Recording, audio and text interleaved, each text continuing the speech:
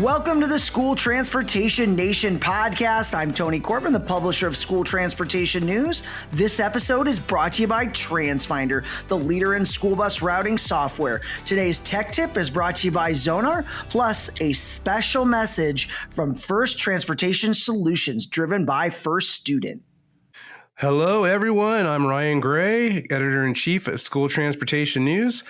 Our guest a little bit later today is Carlos Chicas. He's the director of transportation for Capistrano Unified School District here in Southern California. All right, Ryan, we got some breaking news out there. President Trump and First Lady Melania test positive for COVID. Man, the wheels were spinning last week on that news.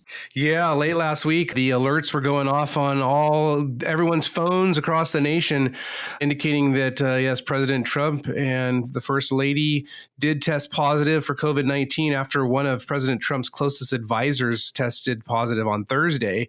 There were some reports I'd seen that he made an appearance at some event on Thursday and looked peaked.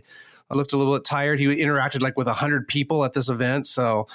And we know that, not to get political, but he doesn't like wearing his mask. And it's not good optics when your leader is coming down with COVID. And certainly not the first worldwide. There's been several global leaders that have contracted COVID-19. But certainly it just shows the vigilance that we have to remind ourselves to take. It certainly seems that we're going to be wearing masks for a long time to come. And some people I've talked to, we could even start turning into what we've seen in Asia for a couple of decades now, where a lot of people wear masks. Have masks become our new accessory? Maybe, Ryan. I think you definitely hear many districts that we've interviewed over the many weeks during COVID on the podcast talk about preventative measures that they're taking on the bus. And the one thing that you hear time and time again is, we're enforcing the mask policy. And, I wear my mask. You don't leave your house without it. You can't go into restaurants. You can't go to places, stores. You got to have that mask. And, social media definitely is mask shaming. But there are some states that are saying they're getting rid of the mask policies. So it's kind of a mixed bag again. I'm not sure if we're reversing our path in some states on that. Who knows? We're going to just have to see, with what we've been doing since the spring. I have my Pikachu mask here. I went online a couple weeks ago and bought my wife and daughter some cool masks, as I figured, again, we're going to be wearing these for a while. And you have to have multiple ones because you got to be washing them all the time. So, it is what it is. But, some good news. Unemployment fell in September. Actually, non-farm jobs rose by 661,000, dropping unemployment rate down to 7.9%. So that's certainly good news. But in the same time, the National School Transportation Association is reporting that there have been 308,000 school bus driver or motor coach driver or captain or deckhand or mechanic jobs that have been furloughed during this whole thing. Obviously, NSTA, United Motor Coach Association, American Bus Association, and others are really pushing the CERTS Act, which is trying to infuse some desperately needed money. I think it was about $10 billion or so for transportation services, really focusing on bus and maritime. So those numbers out there, still a lot of people struggling. But then late last week, also hot off the presses, IC Bus announced a federally approved plexiglass barrier kit to separate drivers and students. So they got the National Highway Traffic and Safety Administration to approve that. First, to my knowledge of any of that at an OEM level. This is an option on all the IC Bus models. It's installed at the dealer, but you got to keep in mind, only if states allow it, because we've reported over the summer, there are several states have said, no, that's not going to fly here. We're not going to allow that. So again, only if your state allows these barriers, there's a potential new equipment out there for you to look at. Yeah, the topic of barriers is really a hot one out there. People are very passionate. They're for or against, right? And what jumped out at me at the press release is you could have it installed at your local dealer, which is great. So kind of a certified install from the dealer on a barrier system if it's federally approved. But definitely do your due diligence out there if it's acceptable in your state, or talk to your state director. Always a good fit. And Ryan, we're getting back to school, sort of phase in. I'm hearing lots of, hey, going back in person stuff. What's your read on the industry? Yeah, well, it's about 2/3 of students nationwide are back in physical classes, so that's a good thing. So yes, I guess one could say most of the students are back, but we still know that there's a lot of schools, especially in large cities or in some states, certainly on the West Coast, California being a big one, where there still is a lot of virtual or hybrid learning. Mentioned we're going to have Carlos Chicas from Capistrano Unified School District in Southern California on a little bit later. They actually have phased in. They started transporting kids again September 23rd. So they've been at it for a couple weeks now, and they're going to keep going as we go through October, with the intent being that they're going to have everyone back by the end of the month. So we'll see how that goes. But, we are still hearing a lot about parents that are holding kids back, because a lot of these states, they still provide the option that parents can have virtual class instead of returning their kids, especially with preschool and kindergarten. My wife and I, we have a kindergartner. She's been back in physical class since April. We're lucky to have, she was going to a private school that we had to stay open for first responders. But, certainly we kept her in that school rather than going to the public school because of the effects it had on, my wife and I work full time and we're trying to work. And plus just, more so than that, it's these children, especially the younger ones, they need that face-to-face. And there's a lot of worry, a lot of anxiety out there about children of all ages falling behind, but certainly when you have kids that are just learning to read, you don't want to set them back. So really, it'll be interesting to see as we move forward past this COVID-19 and look decades down the road, how does this thing affect our public education, just education in general, public, private, charter, what have you. I saw a report, Rasmussen reports shared results from a phone survey showing that a majority of Americans want to send their kids back to school if they're open. So again, we're hearing one thing, we're hearing another. It really comes down to personal choice. That's really what it comes down to. Speaking of getting kids back to school safely, that was a subject of a webinar we presented last week. Magazine contributor Ned Einstein jumped on and shared his 45 years of experience, paratransit. He was involved in motor coach manufacturing, has done routing for decades and decades, studied multiple shifts, so kind of like the Kaizen model out of Japan, or ISO, all that lean manufacturing, but from a human resources standpoint. He offered a ton of information. It was a 90-minute webinar. He wrote a white paper for us. You can actually find that in the digital edition of our October issue. It's I think it's 18 or 20 pages of kind of going through how we got to where we are right now, why COVID-19 has affected us so badly, and how we can get all kids back to school. So I encourage you, if you have a few minutes, to head over to STN Online and talk about that. But he talked a lot about routing and sleep patterns as well, because those go hand in hand, but also too the need for improved and increased student health and exercise, use of teachers and drivers in different ways, giving more hours that could result in even fewer unemployment.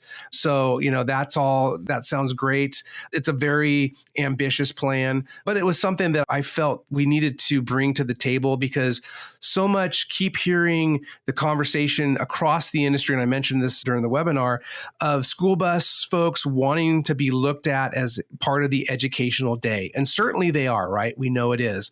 But we know that many people don't look at the school bus that way. So we need, as an industry, to insert ourselves into the entire educational conversation, not just transportation. On one hand, saying, hey, we want to be viewed as educators, but then on the other saying, what do we care? What do we need to know about, student health? Well, that's not, what we need to be focusing on. We need to be focusing on how can we as student transporters be both seen and, in reality, helping teachers, helping administrators. That was really the point that I hope got across with that. So by all means, you can go over to STN Online, go to our news and multimedia section. You can check out that webinar. But a little bit of disconcerting news that we posted last week on our website as well regarding this whole COVID-19 thing is a couple of high-profile cases again of students left behind on buses. I mean, that has been something that's plagued the industry for a while. But you would think that with all the cleaning procedures that have been put into place, where some districts, after every run, they're having their drivers clean and disinfect, how kids are still getting left on buses makes you wonder. But we obviously live in a very imperfect world. Yeah, Ryan, that is really concerning, but technology can often help with those safety solutions. And this week's tech tip is brought to you by Zonar, a leader in smart fleet management. Are you taking advantage of mobile apps to modernize your fleet? Awarded most innovative app during STN's inaugural Bus Tech Summit, Zonar has a suite of mobile applications designed to deliver greater fleet safety, compliance, and business efficiencies. Using Zonar's MyView app, parents can set alerts and track the bus location so they can plan ahead. And with Zonar OT Air app, authorized users can update Cummins engines over the air in minutes for free. No downtime, no mechanic, and no handoffs necessary. Innovation at your fingertips. Learn more at zonarsystems.com/protect. That's zonarsystems.com/protect. So speaking of solutions, Tony, a lot of still negative news headlines out there, but hopefully we have a solution or a potential solution for folks. We, of course, produced the virtual Bus Technology Summit at the end of September. And next month, November 9th through the 11th, we have TSD Virtual. So yes, we are going virtual with our Transporting Students with Disabilities and Special Needs Conference. And speaking of problem solving, we have one of the best, certainly in the United States, perhaps in the world, just the great mind of Temple Grandin, everybody.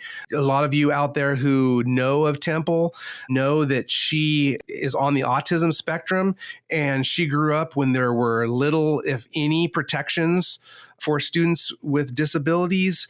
She made a name for herself. She's a professor at Colorado State University today. She focuses on animal sciences. She's a patent holder, Tony. She's developed U.S. patents for handling animals on farms, like, for example, holding areas for cattle. So she's one of the best problem solvers we have. She's an author, and we're just glad to announce that she's going to be our opening keynote on November 9th. Share her story. Really want to encourage you all too, if you don't know about Temple and you have not seen the movie that was made about her life in 2010, HBO, if you have HBO or you have friends with HBO, head over to their house if you can, socially distanced, of course, and check out that movie about her life. It stars Claire Danes. I believe she won the Emmy for that role. So it really encapsulates her life and her career. She's going to have some great comments to make to our attendees, and she's going to be available for a Q&A. So look forward to that. Also, too, on November 10th, we're going to be joined by Dr. Marilyn Bull from Riley Children's Hospital in Indianapolis. She's a member of the American Academy of Pediatrics. She's spoken at TSD in the past. She's going to come back. She's a member of the AAP School Bus Working Group. We reported on AAP's recommendations earlier this summer on their guidance that, hey, we need to get all kids back to school safely because it's the best place for them. But that key word is safely. So she's going to be talking about updated AAP guidance on that, as well as guidance that they put out earlier a couple of months ago, I believe, on proper cleaning of school bus equipment. Obviously talking about child safety restraints and those kind of things. Did a webinar on that earlier this summer, talking about, hey, we really need to be careful with what kind of disinfectants we're using. So she's going to update us on that. Her associate, Dr. Joseph O'Neill from Riley Children's Hospital, also with AAP, he's scheduled to provide an update on his paper, Transporting Children with Special Health Needs on the School Bus, and how that now factors in with COVID-19. That was a 2018 paper that we reported on at the time. So really relevant and timely discussions being planned. Looking to do a lot of cool stuff as well. So working with the staff right now to roll that out in the coming weeks. So stay tuned. Yeah, Ryan, more and more transportation professionals I speak with say, special needs, retooling kids' IEPs for this fall school year is a major one. And I think definitely timely information from all of these speakers and a must hear, a must listen. If you want to check it out, go to tsdconference.com. More details on the conference. It's $199 to register. We'd love to have you join us. Again, it's that November 9th through the 11th. Check that out. And school transportation, especially for students with special needs, is not one size fits all kind of thing. Along those lines, here's a message from First Transportation Solutions driven by First Student. First Transportation Solutions, FTS, brings customized transportation solutions from the student transportation experts. FTS is powered by partnerships. FTS can solve your district's toughest routing, maintenance, and transportation management challenges. As a seamless extension of your team, FTS experts deliver custom-designed solutions specific to your student transportation goals and needs. To learn more about how FTS can help your district cut costs and find efficiencies, email First Transportation Solutions at firstgroup.com or visit firststudentinc.com/FTS. That's this week's message from First Transportation Solutions, First Students' consultative arm of home to school transportation services. Stay tuned. We've got a couple great interviews lined up for you coming up next. Joining us now on the podcast is Antonio Civitella, President and CEO of TransFinder, a leader in routing solutions. Tony, welcome to the podcast. Hello, everyone. Tony, thank you for having me here today. Absolutely. I felt like it hasn't been that long since we saw each other last month at the Bus Technology Summit. It was great seeing you guys. To see lots of clients, prospects. What do those conversations look like for you at Bus Tech Summit? Well, Tony, I tell you, we didn't know what to expect. This is our first time, right? Last month, you guys really pulled something off that I don't think anyone could ever imagine. And I keep telling people that you got to realize when you keep doubting yourself, you got to remember how far we've come so far. All these battles that we've won and all the fears. Let's face it, all these fears, like, is it going to work? Man, guys, you did a great job. We had so many great conversations, talking to clients. We showcased awesome solutions. We had our big product that we released in the springtime, Route Finder Plus. We had so much fun with that product. And we talked about our Stop Finder, our parent engagement app. Just such a great sessions we had. People were engaged. Tony, I tell you, and everyone really at STN, what a great job. And I tell everybody, you feel like you're doubting, you're not sure what's going to happen. You got to look back. It's like, well, look what you've already overcome, all these things we've done. And so I tell you, amazing, guys. Yeah, top topic at Bus Technology Summit was leveraging technology with contact tracing and as well as phase-in routing. We have lots of districts already starting to go back to in-person, or they're phasing back in right now. And tech is a big part of that. And routing is a huge part of that. And I'm sure you're hearing a lot of that from your clients too, Tony. It really is. So, the part that routing is, clearly you have new kids, they're enrolled, kids graduate, new grade, maybe another school. So obviously during the summertime, there's tons of work just preparing for the fall. This year's a little bit different. Not only were they doing that, but they're also, a lot of our clients had those AB days and had to make sure that socially distanced on a school bus. And man, there was just so much effort. And let's face it, usually around August, September, things just slow right down. And they're now at that point, they're just, I don't want to say cruise control, because there's obviously still a lot of work to be done, but nothing compares like July and August. Guess what? Our clients right now in the month of September and even October, they're doing almost at the same level of work that they were doing, they would normally do in the summertime. So routing, clearly a product that you must have. How can you get things done without a routing system? So yeah, we're seeing an amazing amount of work done by our clients. Yeah, and TransFinder won the Bus Technology Summit Innovation Award as the most innovative software voted on by attendees. So congratulations to you on that. Nice accolade, since routing is such an important thing out there. And we're very proud to have you as a partner. And thank you so much for supporting the Bus Technology Summit. And I'm so happy for you guys to be honored by our attendees with this great award. Tony, that was really a huge honor for us, and to us, it's the top honor. Really, we think that's the best recognition a software company could get. So, thank you again. Obviously, we want to thank our clients that saw the value and see the products and really see the progress we've done in the past few years, and everyone. So, and thank you for really giving us an opportunity to showcase so many cool things. And really, guys, rock on. Really did a great job. For BTS last month. Wow, very good job. Thanks so much for joining us, Tony. Next up is Carlos Chicas from Capistrano Unified School District, talking with Ryan Gray.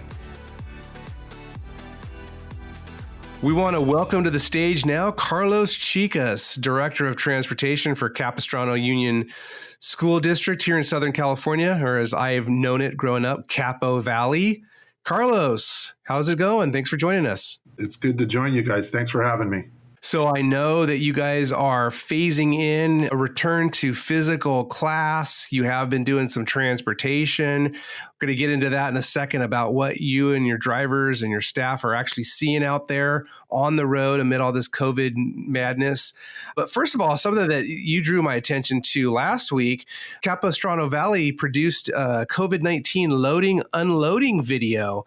Took a look at that. Pretty cool. How did that come about? Well, it was a unique year trying to get prepared for the physical reopening, right? Everything was kind of delayed. We anticipated at first to start in August, but then everything changed. The governor came out with a new plan, but we were actually given the go-ahead. We actually met California's criteria to be able to reopen September 23rd. But we actually started some transportation that week, and we wanted to have something for the drivers to have a visual kind of demonstration of what it might be like theoretically once we returned and we started transporting. So we produced a video and shared it with all of our employees. Okay. So we have that video on our YouTube channel, Facebook. You can check out Carlos's page on YouTube at Mr. School Bus. So that's MR School Bus. But for all of our listeners, Carlos, take us through that video. What does it show? Well, of course, things are different. So we've had to adjust and add some procedural differences to the way we load and unload students. As we all know in this industry, it's one of the most dangerous things that we do. So we wanted to still concentrate on the basic fundamentals of loading and unloading. We didn't want to lose that at all, but we had to add these other pieces to it. So what we did is we showed what it's like to pick up students, or what it should look like to pick up students in the morning from a bus stop, what it's like when you drop them off at school, and what it's like when you pick them up in the afternoon and then drop them off at home. So we went through that procedure. And some of the obvious differences is we're not transporting as many students. So it shows that difference, the seating configuration on the bus.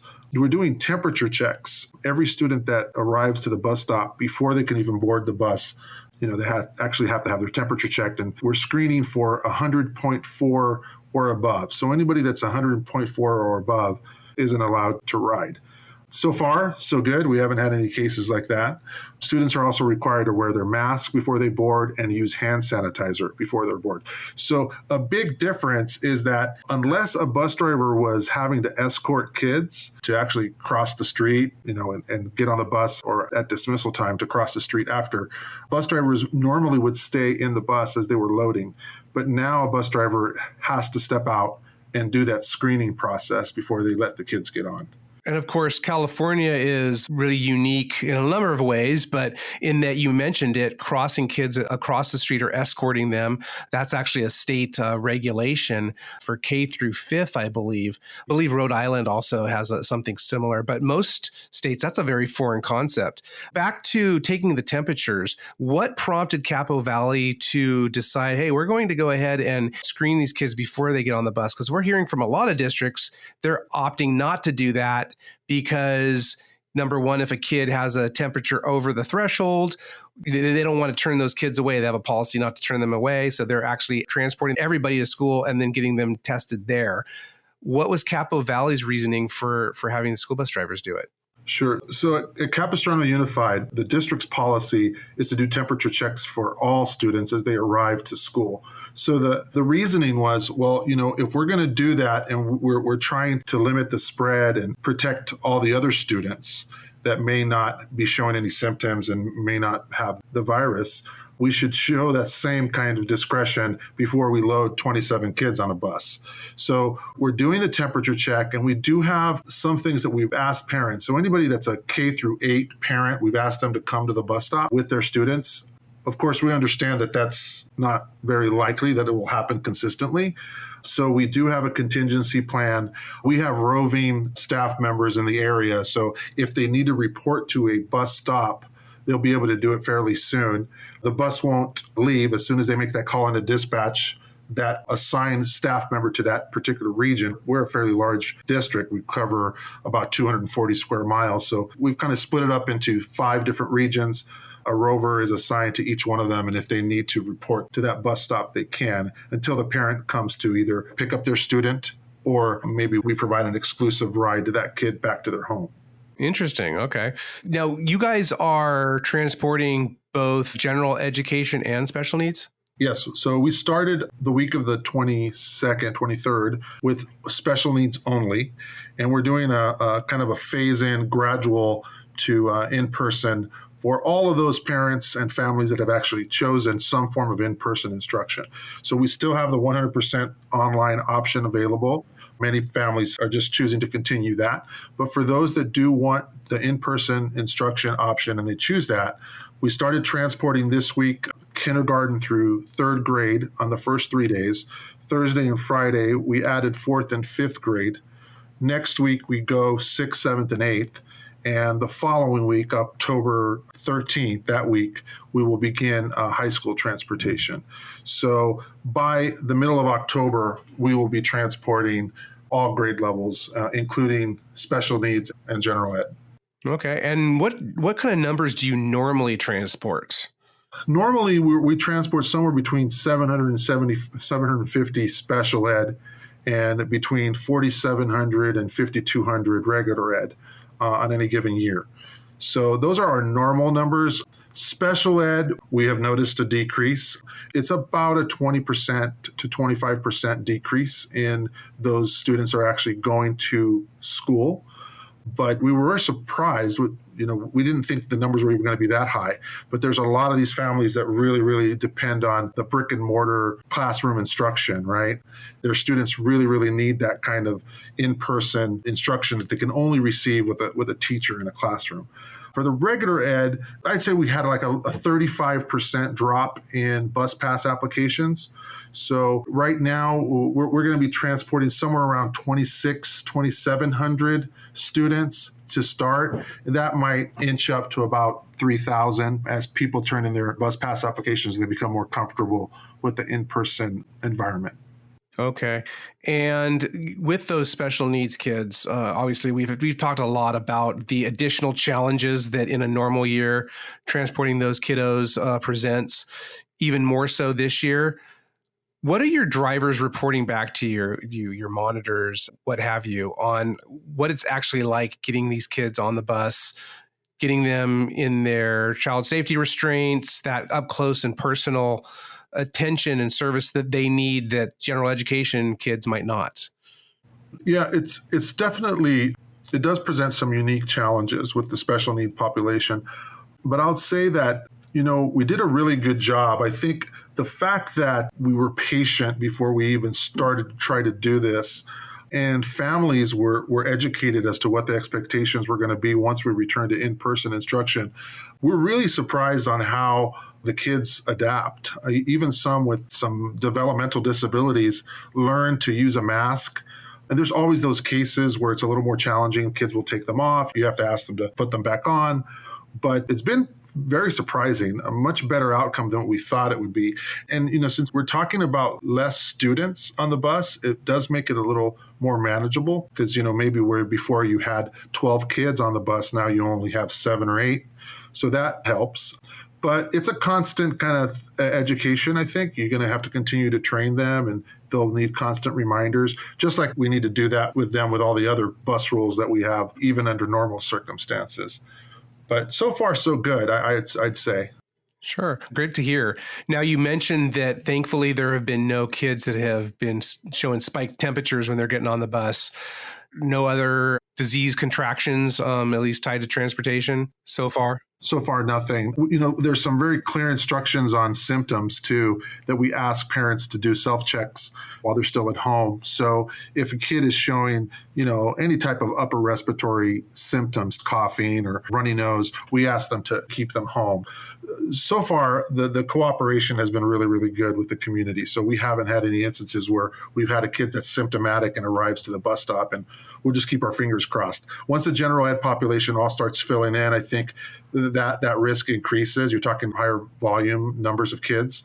And, we're just going to have to be on the lookout. It's another thing that a bus driver previously wouldn't have to necessarily worry about, actually recognizing health symptoms. But now it's kind of the world we're living in.